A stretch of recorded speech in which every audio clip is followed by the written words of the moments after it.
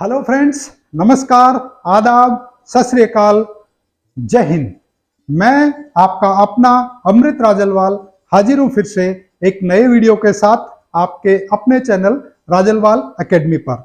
दोस्तों, हमारे इस चैनल के माध्यम से हम एग्रीकल्चरल एजुकेशन से जुड़े हुए वीडियोस आप तक लेकर आते हैं।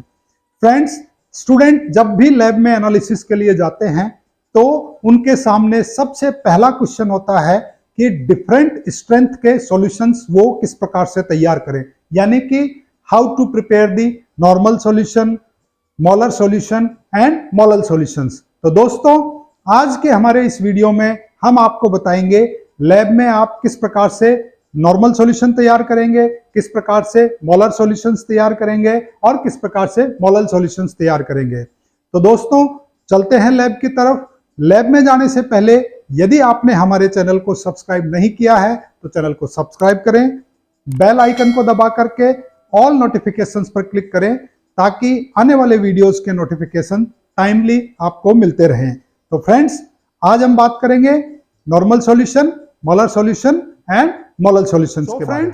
सबसे पहले हम बात करेंगे preparation of normal solution.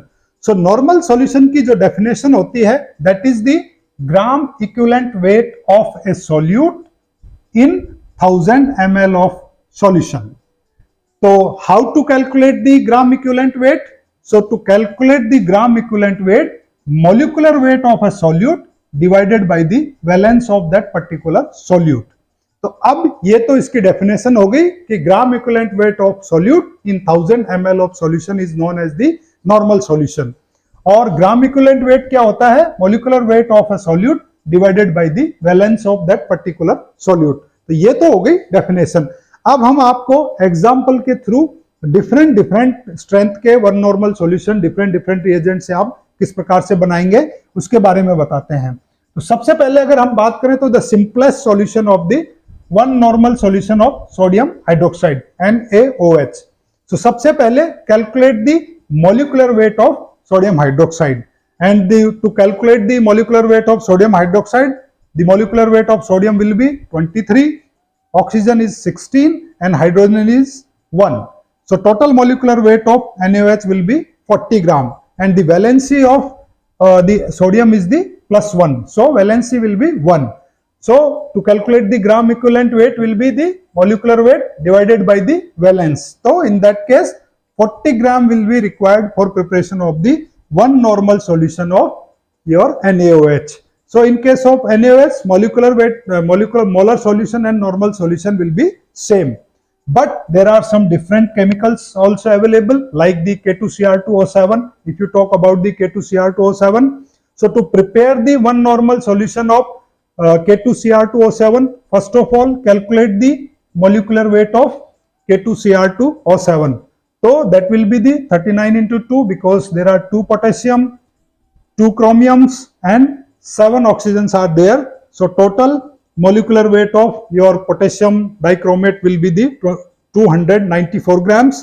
Now the oxidation number of chromium is the 6. Here is the oxidation number.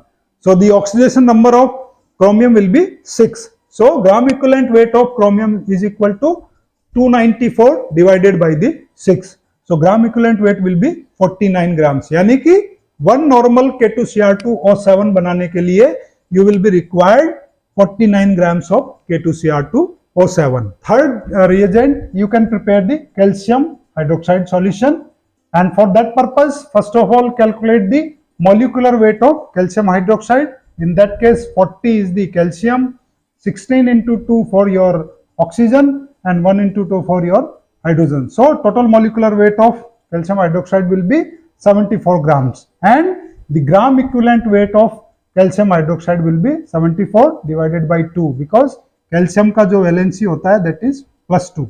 +2 is the calcium valency. So 37 grams will be their gram equivalent weight, and for preparation of one normal calcium hydroxide solution 37 grams of calcium hydroxide will be required. Fourth solution you can prepare ये calcium carbonate solution. So for calcium carbonate First of all, calculate the molecular weight, that will be 100 gram. Then divided by the valency, calcium ka again valency is the +2, so 50 grams. So for preparing the one normal solution of calcium carbonate, you required the 50 grams of calcium carbonate.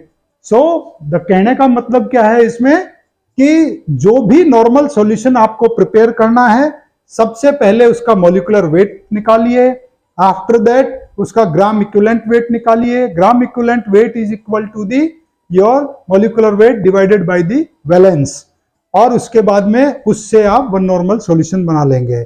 अब हम बात करते हैं कि आपके पास में already you have prepared the one normal solution of calcium carbonate or any other reagent, you have prepared the one normal solution, and then you have to prepare the 0.1 normal solution from this one normal solution. So how you will prepare? For that purpose you can use the formula of N1 V1 is equal to N2 V2.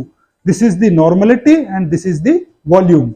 So N1 will be the one normal because you have to prepare from the one normal. कितना volume लेंगे वो हमें पता नहीं है. N2 0.1 normal strength का हमें बनाना है इन 1000 ml, तो X will be the 0.1 into 1000 divided by the strength of N1 solution, so this will be the 100 ml. तो ये तो था हमारा कि सॉलिड रिएजेंट्स जो होते हैं, पाउडर फॉर्म में होते हैं या पैलेट्स फॉर्म में होते हैं, उनके अंदर आप किस प्रकार से नॉर्मल सॉल्यूशन बनाएंगे. अब हम बात करेंगे लिक्विड सॉल्यूशंस, जो एसिड्स आपके होते हैं, उन एसिड्स के नॉर्मल सॉल्यूशन आप किस प्रकार से प्रिपेयर करेंगे. फ्रेंड्स, अभी तक हमने आपको बताया सॉलिड रिएजेंट्स के अंदर आप किस प्रकार से नॉर्मल सॉल्यूशन प्रिपेयर करेंगे. अब हम आपको बताएंगे लिक्विड्स, यानी कि जो हमारे डिफरेंट एसिड्स जो आते हैं, उनके नॉर्मल सॉल्यूशंस आप किस प्रकार से प्रिपेयर करेंगे. तो एसिड्स के लिए जो चीजें हमें चाहिए होती है नॉर्मल सॉल्यूशंस बनाने के लिए, उनमें सबसे पहला होता है एसिड का मॉलिक्यूलर वेट कितना है, उसका ग्राम इक्विवेलेंट वेट निकालेंगे, उसकी स्पेसिफिक ग्रेविटी कितनी है और कितना परसेंट वो प्योर है, यानी कि प्योरिटी कंसंट्रेशन कितना है उसका. तो जैसे कि हमें सल्फ्यूरिक एसिड, जिसे आप H2SO4 कहते हैं, उसका one normal solution you have to prepare the one normal solution of sulphuric acid. So sulphuric acid, आपको क्वेश्चन अगर कभी कभी एग्जाम्स के अंदर क्वेश्चन आता है कि prepare the one normal solution of sulfuric acid which is 98% pure and specific gravity is the 1.84. तो इसके लिए आप सबसे पहले क्या करेंगे, calculate the molecular weight of sulfuric acid, that will be the 98 grams. Then उसका आप ग्राम इक्विवेलेंट वेट निकालें, तो सल्फेट का 2 होती है वैलेंसी, तो this will be the 49 will be the gram equivalent weight of sulfuric acid. After that, because the sulfuric acid is the liquid, so there will be the specific gravity. जैसा मैंने आपको बताया, तो उसके लिए पहले हम इसको जो ये 49 है, इसको we will convert into the liquid, and for that purpose density is equal to mass upon volume होता है, and volume हमें कैलकुलेट करना है, तो volume equal to mass upon density. So 49 divided by the 1.84. 1.84 is the specific gravity. So इससे आपका volume आ जाएगा and that will be the 26.6 ml हो जाएगा. फिर उसके बाद में आप क्या करेंगे कि क्योंकि purity is the 98%, so for preparing the one normal solution of sulphuric acid, because in 100 ml the purity is the 98 ml, so for 26.6 there will be 100 divided by 98 into 26.6 and you require the 27.8 ml of sulfuric acid for preparing the one normal solution of sulfuric acid. तो इस प्रकार से आप sulphuric acid का one normal solution बनाएंगे. सबसे पहले उसका मॉलिक्यूलर वेट निकालेंगे, फिर उसका ग्राम इक्विवेलेंट वेट निकालेंगे, उसके बाद में जो ग्राम इक्विवेलेंट वेट आया उसको आप वॉल्यूम में कन्वर्ट करेंगे. वॉल्यूम में कन्वर्ट करने के बाद में आप प्योरिटी से देखेंगे कि 100 ml में 98% प्योर H2SO4 होता है, तो जो 26.6 ml वॉल्यूम आपका आया उसमें कितना आपको कितना परसेंट उसको बनाने के लिए कितना चाहिए, तो ये आपका लास्ट में फाइनली 27.8 आ जाएगा. इसी प्रकार से आप नाइट्रिक एसिड की बात कर सकते हैं. नाइट्रिक एसिड जो है 71% प्योर और स्पेसिफिक ग्रेविटी 1.42, तो इससे आप प्रिपेयर कर लेंगे. 63 gram is the molecular weight then आपका ग्राम इक्विवेलेंट वेट, क्योंकि नाइट्रिक एसिड की 1 होती है वैलेंसी, तो 63 विल बी देयर। देन उससे आप इसकी वॉल्यूम निकालेंगे, मास अपॉन डेंसिटी करेंगे तो 44.36 ml इसका वॉल्यूम आ जाएगा।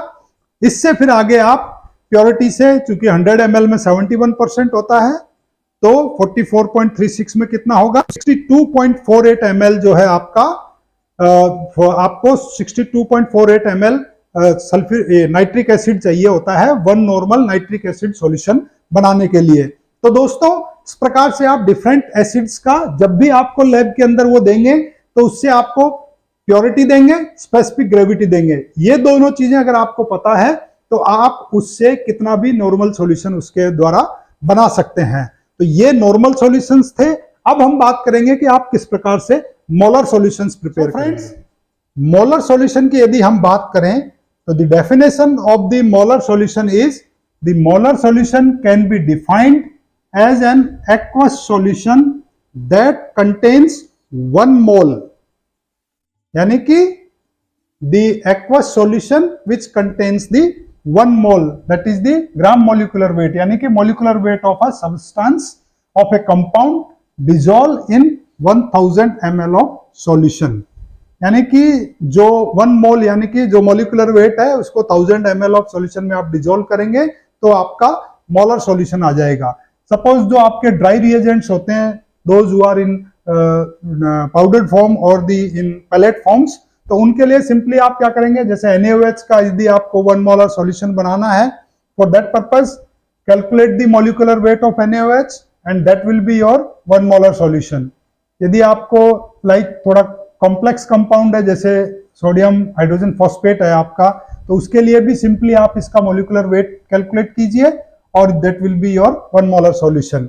लेकिन अगर आपको लिक्विड सॉल्यूशंस लाइक एसिड्स हैं उनके मोलर सॉल्यूशन बनाने हैं तो उसके लिए वही आपको specific gravity, molecular weight and purity की जरूरत पड़ेगी।